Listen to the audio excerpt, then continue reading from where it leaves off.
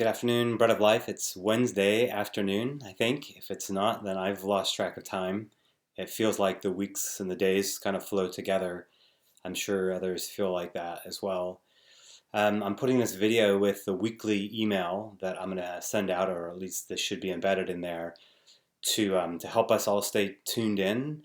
And so I ask you to take time, whether wherever it is in the day, and read through everything in the email, because I'm highlighting just not when we're praying, but also when we're worshiping, how we're going to try and worship in weeks ahead. And then I'm going to try and also add some things having to do with how, if you need help shopping, if you have financial needs, those things are in there. So I want you to pay attention to those things. But I wanted to start today actually by drawing us to Psalm 37. And Psalm 37 is a psalm of complaint or lament. It's long, it's 40 verses, so it's this extended lament of the psalmist. And in this case, it's like our one Sunday, my God, why have you forsaken me? This one is about the prosperity of the wicked. Many people may know Psalm 73, why do the wicked prosper?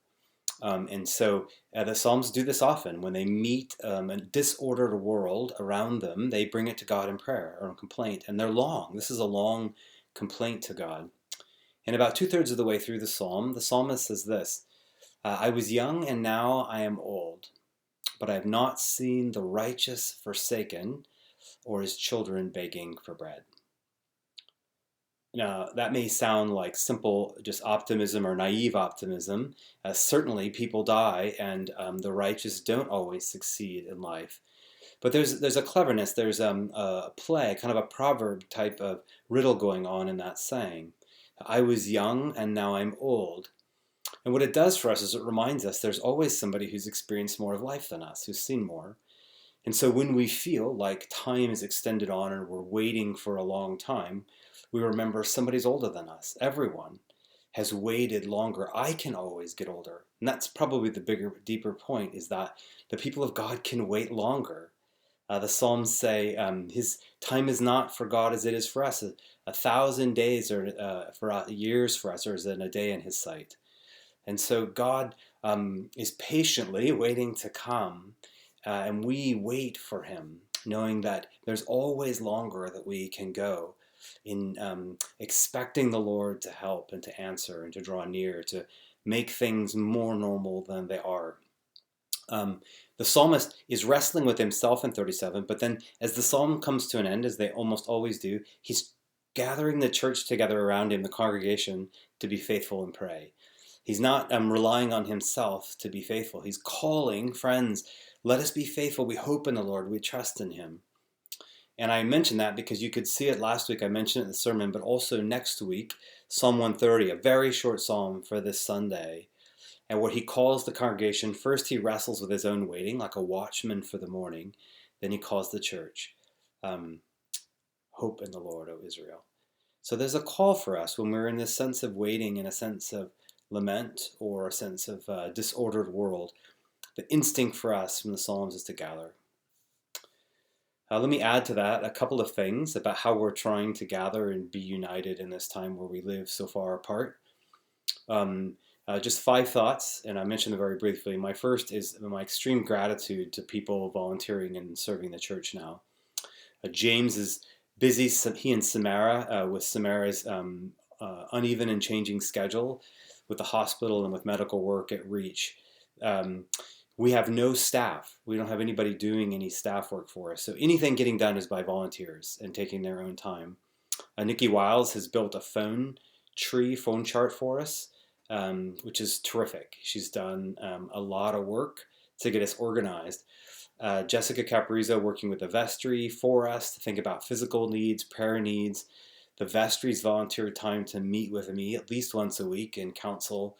Marshall McCormick is handling technology, website, and all my mistakes and mess ups he responds to quickly to get information out for us.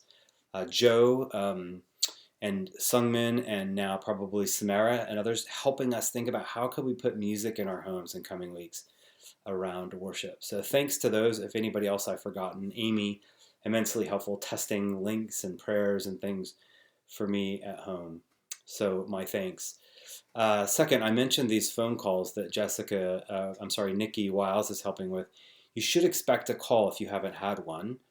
We have 10 callers. We don't want more than that because it does get difficult to manage and keep those people informed. But those people have lives and jobs, and some have children. So be patient. If you haven't heard from somebody, reach out to somebody else. Often, just by technology, I encourage that. Second, the prayers I'm trying to get out and get us involved in. I've messed up the link in the last couple of days. The link on the website and the Facebook site should work. At least test it.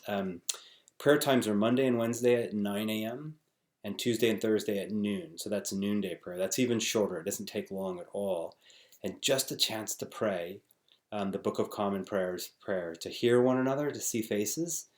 And I encourage you to do that. And once you've done that and you're comfortable, you could just link up with a friend on FaceTime or some other way or on the phone and pray together.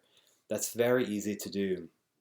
We are using Zoom, so I'm asking people to download the Zoom app to their computer or phone. There are reasons for that. Lots of churches are testing technologies, and Zoom's an easy one for us to use, but it does mean you have to download it. That's our prayers. I'll mention giving in the email, so please make note of that. Second to last, Carriage House. Some people have asked. They're continuing on in business. The Woodalls, the Chandlers, others that serve at Carriage House, working in this church, small businesses are under extraordinary pressure, and they are doing a takeout business. You can go online, you can order lunch or brunch. They have wines, I saw mimosas that you can order and make at home. So make a point to think about that. Pick a day or two during the week that you could order something and serve them during the time they don't keep the restaurant open. And then lastly, I just let you know that we're thinking about asking people to record videos for the Stations of the Cross on our Good Friday service. So be aware of that. We'll have to record those early, so I'm just letting you know. And then we have plans for a Eucharist, a short Eucharist service that we do live on computer on Easter, and maybe distribute bread to homes. And there's a way to do that. But I just wanted to draw that to your attention. Last, I'll just call us back to these words at the end of Psalm 130, the psalm for this Sunday that's coming. My soul, like a watchman for the morning, waits for the Lord. My soul waits for the Lord. O Church of Christ, wait. Hope in the Lord. Bless you all this week. I pray for you today and each day. Amen.